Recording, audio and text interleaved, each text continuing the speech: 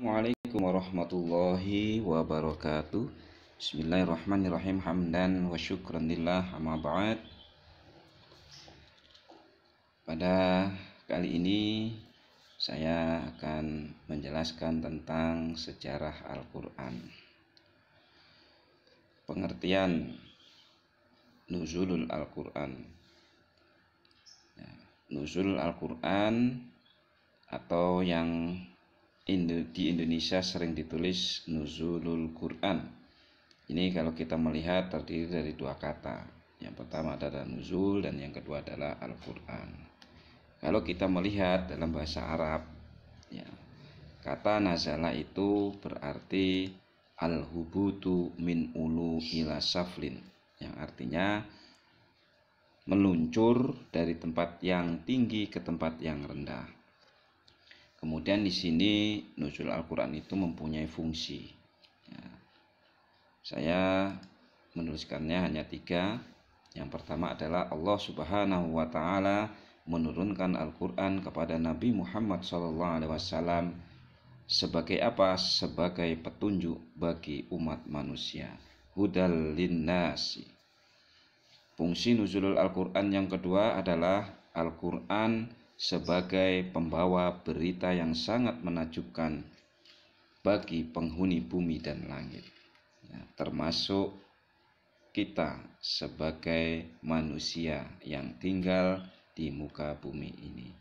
Kemudian yang ketiga, fungsi nuzul Al-Quran itu adalah menjadi penawar atau obat penenang jiwa yang gelisah. Ala bidzikrillahi tatmainul qulub. Kemudian bagaimana Al-Quran itu diturunkan? Kita bisa lihat di sini ya. Kalau sudah ada dan terjawab fungsinya Al-Quran itu diturunkan, ya, lalu bagaimana Al-Quran itu diturunkan oleh Allah Subhanahu wa Ta'ala? Apakah secara jumlatan sekaligus atau jumlatan wahidatan atau munjaman berangsur-angsur? Dan bagaimana pula menurut pendapat para ulama menyikapi hal tersebut? Mari kita lihat pembahasan selanjutnya, ya. Keterangan ayat tentang turunnya Al-Quran. Di dalam Al-Quran terdapat beberapa ayat yang mengatakan bahwa Al-Quran itu diturunkan. Ya, yang pertama pada bulan Ramadan, ini jelas tertulis dalam Al-Quran surah Al-Baqarah ayat 185 yang berbunyi A'udzubillahi minasyaitonirrajim. Bismillahirrahmanirrahim. Syahrul Ramadan alladzi unzila fihil Qur'an. Kemudian pada malam yang berkah, pada malam yang diberi berkah, ya, dalam surah Quran, ya, surat Ad-Dukhan, ya, ayat yang ketiga ini. A'udzubillahi minasyaitonirrajim. Bismillahirrahmanirrahim. Inna anzalnahu fi lailatin mubarakah. Yang artinya sesungguhnya kami menurunkannya Al-Quran di malam yang diberi berkah. Maaf, ini bukan makam tapi malamnya, salah tulis saya. Kemudian yang ketiga, pada malam Al-Qadar, ya, ini terdapat dalam Quran surah Al-Qadar, ya, ayat 1. A'udzubillahi minasyaitonirrajim. Bismillahirrahmanirrahim. Inna anzalnahu fi lailatul qadar. Yang artinya sesungguhnya kami menurunkannya Al-Quran di malam Al-Qadar. Kalau kita melihat dari 3 ayat di atas, Al-Quran turun sekaligus pada bulan Ramadan yang di dalamnya terdapat malam Lailatul Qadar, ya.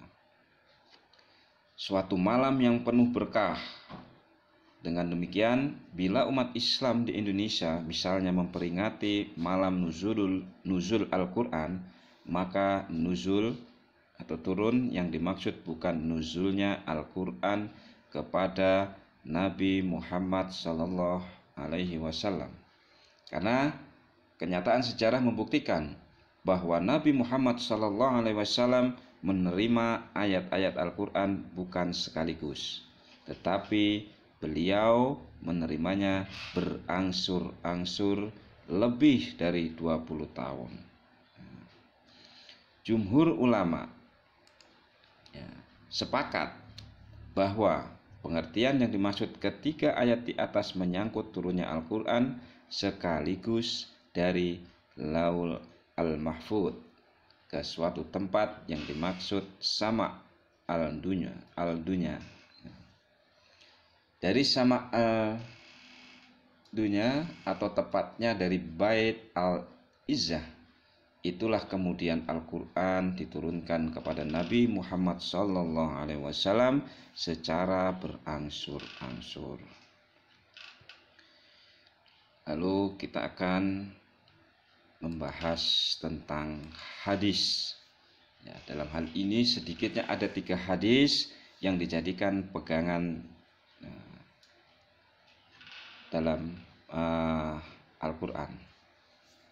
Yang pertama, hadis yang diriwayatkan oleh Al-Hakim dengan sanadnya sendiri dari Sa'id bin Jubair dari Ibnu Abbas yang mengatakan, fusilal Quran minadz dzikri wa wudi'a fi baitil izzah minas sama'id dunya faja'ala jibrila yanzilu bihi 'alan nabi, yang artinya Al-Quran dipisah dan al-zikir lain diletakkan di bait al-izzah di sama al-dunya dan dibawa oleh malaikat Jibril turun kepada Nabi Muhammad sallallahu alaihi wasallam. Hadis yang kedua diriwayatkan oleh Nasa'i dan Al-Hakim serta Al-Baihaqi melalui jalur Daud bin Abi Hind dari Ikrimah dari Ibnu Abbas yang mengatakan, unzilal Qur'anu jumlatan wahidatan ila sama'id dunya lailatal qadri thumma unzila ba'da dzalika fi 20 sanatan, yang artinya Al-Quran diturunkan sekaligus ke sama al-dunya pada Lailatul Qadr, kemudian diturunkan sepanjang sekitar 20 tahun. Kemudian hadis yang ketiga yang diriwayatkan oleh Al-Hakim dan Al-Baihaqi serta lainnya dari jalur masyhur dari Sa'id bin Jubair dari Ibnu Abbas yang mengatakan, unzilal Qur'anu jumlatan wahidatan ila sama'id dunya bimawaqi'in nujumi yunazzilu ala rusuli bid'atan fi ithri ba'd, yang artinya Al-Quran itu diturunkan sekaligus ke sama al-dunya. Sebelumnya Al-Quran ditempatkan di tempat bintang-bintang, lalu Allah menurunkannya kepada Rasulullah SAW secara berangsur-angsur. Kalau kita melihat hadis, ketika hadis di atas atau tersebut menurut Al-Suyuti seperti dikutip dalam Al-Zarqani di dalam Manahil Al-Irfan adalah sahih. Hadis-hadis tersebut sekalipun mauquf bagi Ibnu Abbas, tetapi menurut Al-Zarqani lebih lanjut mempunyai bobot marfu kepada Nabi Muhammad SAW. Tentunya beliau ini mempunyai alasan. Alasannya apa? Turunnya Al-Quran ke Bait Al-Izzah termasuk berita ghaib yang hanya bersumber dari orang-orang yang maksum. Nabi maksum itu dijaga oleh Allah, atau orang-orang yang terjaga dari perbuatan dosa. Dan Ibnu Abbas sendiri diketahui tidak pernah mengambil riwayat Israiliyat. Selain hadis Rasulullah SAW ada beberapa ayat Al-Quran yang dengan tegas menyebut bahwa Al-Quran diturunkan berangsur-angsur. Ya. A'udzubillahi minasyaitonirrajim. Bismillahirrahmanirrahim. Wa Qur'anan faraqnahu litaqra'ahu 'alan nasi 'ala mukthi wa nazzalnahu tanzila. Ya, ini dalam Quran surat Al-Isra ya, ayat 106 yang artinya dan Al-Quran ya, kami angsur dia agar kamu Nabi Muhammad membacakannya dengan pelan-pelan. Ya, berdasarkan penjelasan di atas dapat disimpulkan bahwa proses turunnya Al-Quran kepada Nabi Muhammad SAW itu melalui 3 tahapan, yaitu 1. Al-Quran turun secara sekaligus dari Allah Subhanahu wa Ta'ala ke Lauhul Al-Mahfud, yaitu suatu tempat yang merupakan catatan tentang segala ketentuan dan kepastian Allah Subhanahu wa Ta'ala. Tahapan yang kedua, Al-Quran diturunkan dari Lauhul Al-Mahfud itu ke Bait Al-Izzah, tempat yang berada di langit dunia. Dan tahapan yang ketiga, yaitu Al-Quran diturunkan dari Bait Al-Izzah ke dalam hati Nabi dengan jalan berangsur-angsur sesuai dengan kebutuhan. Ada kalanya 1 ayat, 2 ayat, dan bahkan kadang-kadang 1 surat. Kemudian Abdul Al-Wahhab Abdul Al-Majid Ghazlan dalam Mabahis fi Ulum Al-Quran ya, menurunkan 3 pendapat. Al-Quran diturunkan berturut-turut selama 20 tahun, Al-Quran diturunkan selama 23 tahun, dan Nabi Muhammad SAW menerima Al-Quran selama 25 tahun. Ini menurut pendapat ketiga tersebut. Dari ketiga pendapat yang diturunkan Al-Ghazlan di atas, tidak satu pun menunjuk secara cermat mengenai masa ketika Rasulullah SAW menerima wahyu. Lalu pengumpulan dan penertiban Al-Quran. Jadi Al-Quran itu perlu dikumpulkan, ditertibkan. Pengumpulan dalam arti hibzuhu, yaitu menghafalnya dalam hati. Ini ya. Ini artinya ya, Jum'aul Quran artinya hufadhuhu, penghafalnya, orang yang menghafalkannya di dalam hati. Kemudian definisi pengumpulan Al-Quran yang nomor 2, pengumpulan dalam arti kitabatuhu kullih, atau penulisan Al-Quran semuanya, baik dengan memisah-misahkan ayat-ayat dan surah-surahnya atau menertibkan ayat-ayat semata-mata. Dan setiap surah ditulis dalam satu lembaran secara terpisah ataupun menertibkan ayat-ayat dan surah-surahnya dalam lembaran-lembaran yang terkumpul yang menghimpun semua surah sebagaimana ditulis sesudah bagian yang lain. Ya. Buta hurufnya Rasulullah SAW justru bagi beliau dan bagi Islam merupakan sesuatu yang positif. Kalau saja orang yang mengemban wahyu ini mampu membaca dan menulis, tentu para pembangkangnya mempunyai alasan untuk mengatakan bahwa Al-Quran itu adalah karangan Nabi Muhammad SAW. Kita memasuki proses pengumpulan penertiban Al-Quran. Ya, secara singkat, ini ada 3 masa. Di masa Nabi Muhammad SAW, masa Khulafaur Rasyidin, Abu Bakar, Utsman, dan penyempurnaan penulisan Al-Quran setelah masa Khalifah. Pengumpulan Al-Quran zaman Rasulullah ya, itu 70 qori dari para sahabat Rasulullah SAW itu gugur dalam peperangan, yaitu peperangan Yamamah yang terjadi pada tahun 12 Hijriah. Ya.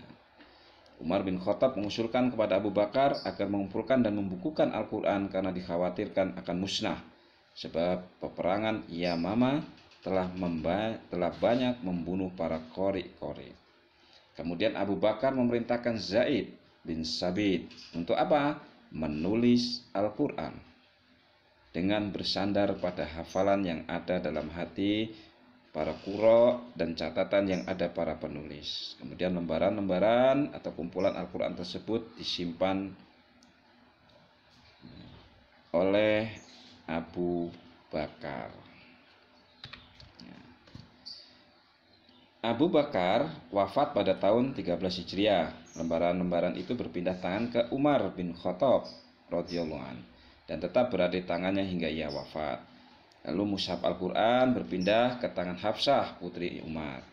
Nah, pada permulaan kekhalifahan Utsman bin Affan, ya, Utsman memintanya dari tangan Hafsah. Ya. Perlu diingat, Al-Quran sudah tercatat sejak masa Nabi SAW, Nabi Muhammad SAW, tetapi masih berserakan pada kulit-kulit, tulang, dan pelepah kurma. Abu Bakar memerintahkan agar catatan-catatan tersebut dikumpulkan dalam satu mushaf dengan ayat-ayat dan surat-surat yang tersusun serta dituliskan dengan sangat berhati-hati dan mencakup 7 huruf yang dengan itu Quran diturunkan. Lalu pengumpulan Al-Quran pada masa Abu Bakar merupakan pengumpulan yang kedua. Penyebaran Islam bertambah luas dan para qurra pun tersebar di berbagai wilayah dan penduduk di setiap wilayah itu mempelajari qiraat atau bacaan dari qori yang dikirim pada mereka. Kemudian Utsman mengirimkan utusan kepada Hafsah untuk meminjamkan mushaf Abu Bakar yang ada padanya dan Hafsah pun mengirimkan lembaran-lembaran itu kepadanya. Utsman memerintahkan agar Zaid bin Sabit Al-Ansari, Abdullah bin Zubair, Sa'id bin As, dan Abdurrahman bin Haris bin Hisham untuk menyalin lembaran-lembaran yang bertulisan Al-Quran tersebut. Ya, lalu Sa'id bin Sabit Al-Ansari ini juga berselisih dengan ketika orang Quraisy, siapa? Abdullah bin Zubair, Sa'id bin As, dan Abdurrahman bin Haris bin Hisham, tentang sesuatu dari Al-Quran. Maka di sini Utsman memerintahkan agar Quran ditulis dengan logat Quraisy karena Al-Quran diturunkan dalam bahasa Quraisy. Mushaf-mushaf tersebut ditulis dengan 1 huruf dialek dari 7 huruf Al-Quran seperti yang diturunkan agar orang bersatu dalam satu qiraat. Lalu Utsman telah mengembalikan lembaran-lembaran yang asli kepada Hafsah, kemudian dikirimkannya pula ke setiap wilayah masing-masing 1 mushaf dan ditahannya 1 mushaf untuk di Madinah, yaitu mushafnya sendiri yang kemudian dikenal dengan nama Mushaf Imam. Utsman memerintahkan membakar semua bentuk lembaran atau mushaf yang selain itu. Ya, tentunya sahabat Utsman ini mempunyai alasan membakar mushaf lainnya karena khawatir jika mushaf yang bukan salinan Zaid bin Sabit Al-Ansari, Abdullah bin Zubair, Sa'id bin As, dan Abdurrahman bin Haris bin Hisham tetap beredar. Nah, jadi alasannya seperti itu. Pada mushaf yang peredarannya dikhawatirkan tersebut terdapat kalimat yang bukan Quran karena merupakan catatan khusus sahabat-sahabat tertentu dan terdapat beberapa kalimat tafsiran yang bukan kalamullah.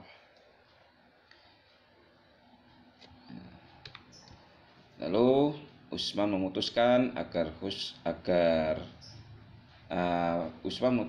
mushaf-mushaf yang beredar adalah mushaf-mushaf yang memenuhi persyaratan sebagai berikut. Apa saja persyaratan-persyaratan? Yang pertama adalah harus terbukti mutawatir, tidak ditulis berdasarkan riwayat ahad. Yang kedua, mengabaikan ayat yang bacaannya dinasakh dan ayat tersebut tidak diyakini dibaca kembali di hadapan Nabi pada saat-saat terakhir. Yang ketiga, kronologis surah dan ayat seperti yang dikenal sekarang ini berbeda dengan mushaf Abu Bakar yang susunan surahnya berbeda dengan mushaf Utsman. Kemudian Yang keempat, sistem penulisannya itu yang digunakan adalah mushaf yang mampu mencakupi qiraat yang berbeda sesuai dengan lafaz-lafaz Quran ketika turun. Dan yang terakhir, semua yang bukan termasuk Quran dihilangkan. Demikian yang dapat saya sampaikan. Terima kasih atas perhatian. Mohon maaf atas segala kekurangan. Wallahu a'lam bishawab. Wallahul muwaffiq ila aqwamit thoriq. Assalamualaikum warahmatullahi wabarakatuh.